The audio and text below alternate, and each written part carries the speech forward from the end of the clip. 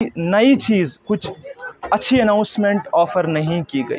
So that is a sad part of this visit. So that's what I casual labours है यहाँ पे। उम्मीद थी कि शायद उनके लिए एक बहुत बड़ा तोहफ़ा लेके आएंगे अमित शाह, लेकिन ऐसा कुछ देखने को नहीं मिला। होम मिनिस्टर अमित शाह के दौरे के बाद जहां पर वो बहुत सारी डेलीगेशन से मिले, उन्होंने बहुत सारी बातें यहाँ की। 370 के बाद उनका दूसरा रुख था, जहां पहले उन्होंने अमन सुकून की बातें की और इस बार पहाड़ियों को शायद उनका रिजर्वेशन का स्टेटस मिलेगा, ये दावे किए। बहुत सारी बातें उन्होंने रैली में की, लेकिन लोगों का क्या कुछ कहना है, आप देखिए हमारी ये रिपोर्ट।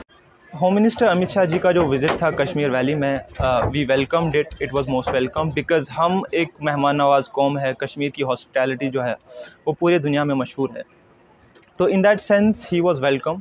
बट अमित शाह जी जो थे, he was the architect of abrogation of article 370 and उस कॉन्टेक्स्ट में सवाल ये बनता है कि he return to Kashmir valley and whether he found any change, any development on the ground. Kashmir valley में अनएम्प्लॉयमेंट जो है वो एट इट्स पीक है, one of the highest in the country. So वो सारी चीज़ें एक सवालिया निशान पैदा करती है इस एडमिनिस्ट्रेशन पे and on the government of India itself, that कि क्या आर्टिकल 370 जो एब्रोगेशन है, क्या उससे कश्मीर वैली को, जम्मू कश्मीर को फ़ायदा पहुंचा है कि नहीं पहुंचा है। The youth of Kashmir stand witness and they can tell you that it has not happened.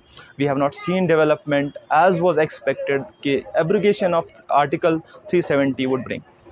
The reason is the Article 370 was a safeguard for the people of Kashmir, and it was guaranteed to the people of Kashmir by the forefathers of this nation, and it was prerequisite to accession at the time in 1947. So ये सारी चीज़ें मद्देनज़र रखते हुए कश्मीर के लोग हैं, जो कश्मीर की आवाम है, वो नाराज़ है सेंटर से, सेंटर की हुकूमत से। और अमित शाह जी जो यहाँ आए, कुछ कश्मीर के लोगों में कुछ मेजर उत्साह देखने को नहीं मिला और उनको कोई नई चीज़, कुछ अच्छी अनाउंसमेंट ऑफ़र नहीं की गई। So that is a sad part of this visit. So that's what I would say. Thank you very much. Amit Shah का दौरा जो था वादी कश्मीर के लिए नहायत ही अहमियत का हामिल था। कुछ ऐसे यहाँ पे उन चीज़ों का उन्होंने इफ्तिताह किया जिस पे लाखों और करोड़ों रुपए पैसा खर्च हो गया। ये एक खुशाइंद बात है वादी कश्मीर के लिए। अगर कुछ प्रोजेक्ट्स यहाँ पे खड़े हो जाएं तो बहुत बड़ी बात है कि बेरोज़गारी वादी कश्मीर में बहुत बढ़ चुकी है। इस एतबार से एक अहम कदम था। लेकिन दूसरी बात ये भी है कि जहाँ पे हमारे कैजुअल लेबर्स है यहाँ पे, उम्मीद थी कि शायद उनके लिए एक बहुत बड़ा तोहफ़ा लेके आएंगे अमित शाह, लेकिन ऐसा कुछ देखने को नहीं मिला। मायूस हो गए वो शख्स जो अरसे दराज से इस बात के मुंतज़िर थे कि शायद उनके हक़ में ये फ़ैसला लिया गया होगा कि उन्हें अब मुस्तकिल किया गया।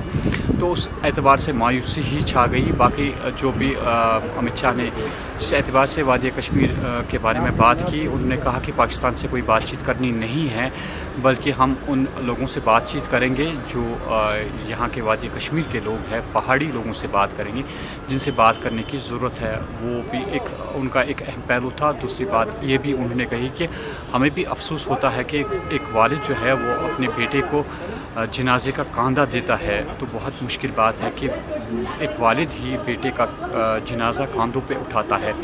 तो ये एक बहुत बड़ी बात थी इस एतबार से कि जो चाहते हैं कि यहाँ पे अमन कायम हो जाए। इस एतबार से ये दौरा उनका जब था वो एक अहमियत का हामिल था। देखिए, पिछले कुछ हफ्तों से लगातार ये बातें चल रही हैं कि इलेक्शन शायद फिर से यहाँ पे मंजर-ए-आम पे आएगा, इलेक्शन प्रोसेस स्टार्ट होगा शायद मार्च में जो इलेक्शंस होंगे, तो जिसकी मुझे लगता है कि शुरुआत हो चुकी है। जो यहाँ पे सेंसस वगैरह वो एक बार फिर कंप्लीट किया गया है। लेकिन आर्टिकल एब्रोगेशन के बाद जो यहाँ के लोगों ने, यहाँ की पार्टीज़, यहाँ के नेताओं, यहाँ के लीडर्स की हालत देखी, उसके बाद लोग मुझे लगता है कि इस बार सोच समझ कर वोट देंगे, सोच समझ कर पार्टी को चुनेंगे। क्योंकि आर्टिकल एब्रोगेशन के बाद जब यहाँ पे गवर्नर रूल हुआ तो तब डेवलपमेंट की बात की गई, यहाँ पे रोज़गार की बात की गई, और जिस तरह का रोज़गार मिलना चाहिए वो रोज़गार यहाँ पे अवेलेबल नहीं है। जिस तरह की तरक्की डेवलपमेंट होनी चाहिए उस तरह की डेवलपमेंट नहीं है। यहाँ पर अभी भी यूथ नाराज़ है, यूथ की आवाज़ को नहीं सुना जा रहा है। तो मुझे लगता है कि सरकार को इस बार एक चैलेंज है। एक बार जितनी भी पार्टीज़ यहाँ पे होंगी उनको इस बार काफ़ी कड़ा मुकाबला देखने को मिलेगा, क्योंकि लोग इस बार बड़े जोश से, बड़े होश से पार्टी को चुनेंगे जो उनकी आवाज़ को, जायज़ मांग को सुनेंगे और उनकी मांग को पूरा करेंगे, उन्हीं को वो यहाँ पे जिताएंगे।